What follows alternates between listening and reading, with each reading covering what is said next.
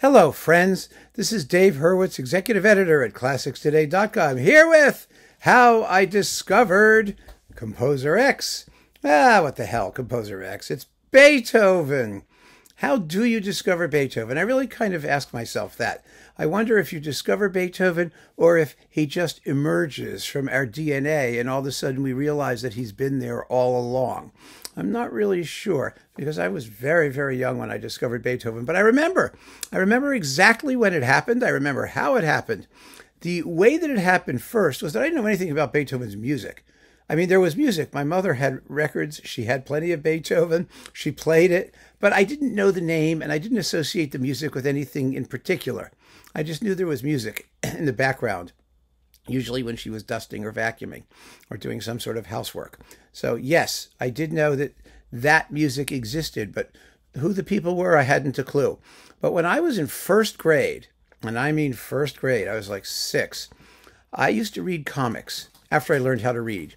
I mean, I learned how to read pretty quickly, and you know how you start with, reading in typical public grammar school, see Spot run, run Spot run, Dick, go help Jane, Jane, help Sally. It was absolutely, not the most interesting thing in the world. And my parents were always encouraging reading, always.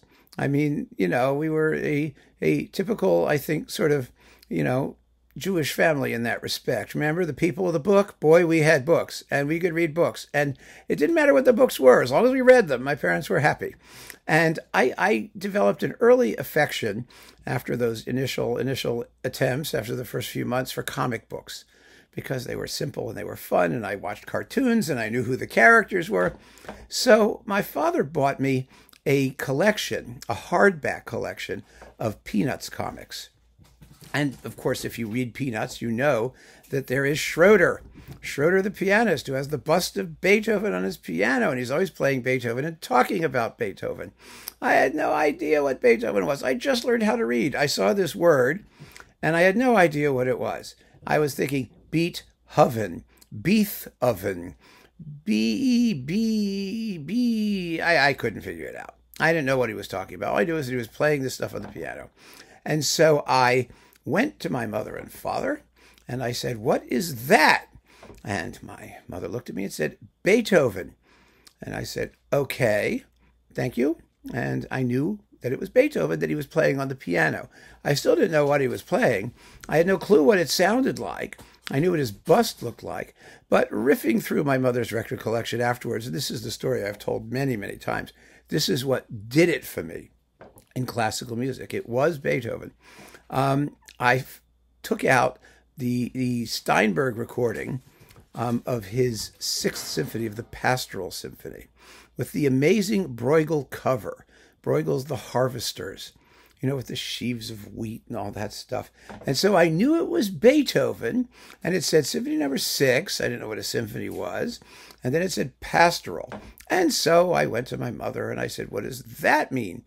And she said, "Look at the cover. Look at the cover. It's the countryside. It's peasants. It's people rolling around, in the dirt."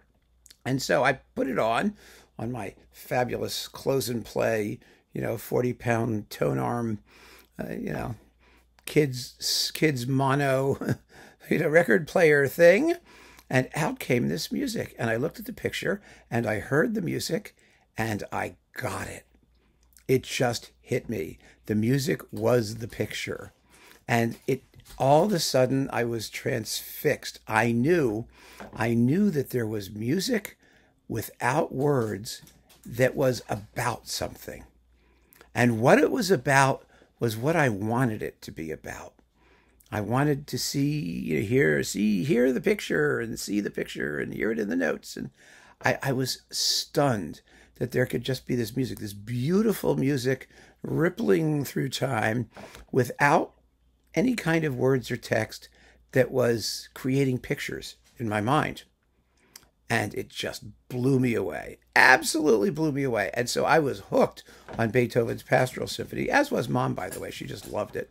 And from then on, I knew who Beethoven was, and I wanted classical music even more generally, whether it was by Beethoven or not. And so after that, I heard other symphonies, of course. I mean, quite a few. I heard all of them actually because Mom had, Andre Cluitin's and the Berlin Philharmonic and that Beethoven cycle. So I worked my way through most of the symphonies. We had Toscanini doing the Seventh, that famous New York Philharmonic Seventh, the one with Toscanini sitting there with like his hearing aid hanging out of his ear or whatever he was doing. It was, trying to get a bug out or whatever. I had that one. And I had the, yes, the Eugene Ormandy Philly Eroica. And I never much liked the Eroica, and I still don't. It's very funny. It raises an interesting question, actually, which is, do you ever really change your initial preferences? I mean, you can get into certain things. There are pieces of music I really disliked when I first heard them and then loved them because I think that was a function of casual versus dedicated listening. There's that. But I was always dedicated listening to Beethoven's symphonies, that stuff. When I first heard the Eroica, I read about how revolutionary it was and how astonishing it was, and how it was dedicated to Napoleon. And I just thought it was long and boring. And the Funeral March, oh my God, I thought it was the biggest snooze in the world. First of all, my idea of marches when I was 6 was Sousa. And it didn't sound like Sousa. It was a funeral march. It sounded really dreary. And all I could think of is, why would someone want to write a funeral march? It's like, ugh. So, I mean, I've come since to appreciate the Eroica. I think I understand the Eroica. I admire the Eroica, but I'll never love it. I'll never love it the way I love Beethoven's Pastoral Symphony because it just doesn't speak to me in the same way. And there's a difference, isn't there, between the music that speaks to us and we just sort of instinctively respond to it and the music which is acquired, an acquired taste, or which you learn to enjoy, even love, because you begin to understand how it's put together, how it's structured, how it works. So my exposure to Beethoven was entirely symphonic. That was all I knew. I didn't have any recordings of piano sonatas. I had no recordings of chamber music. We were symphony people. We liked Beethoven's symphonies. Interestingly enough, I didn't get to the Fifth until later, until quite a bit later. And the way I got to the Fifth was because of World War II, because of the da-da-da-da, the V for victory thing in Morse code from the opening of Beethoven's Fifth. And that was how I first experienced Beethoven's Fifth, as a sort of programmatic association with victory during the war. And what really amazed me about Beethoven's Fifth, and, or at least other people's experience about it, was that I heard it whole from the beginning, the whole symphony. So for me, it wasn't Beethoven's Fifth with a capital B, the part that just went da-da-da-da. It was the whole thing with this great finale, da-da-da-da-da-da-da-da, and the spooky scherzo, and do-do-do, do-do-do-do-do. I mean, I just knew the whole symphony from the beginning. And what a difference that makes in terms of your understanding and appreciation for large works.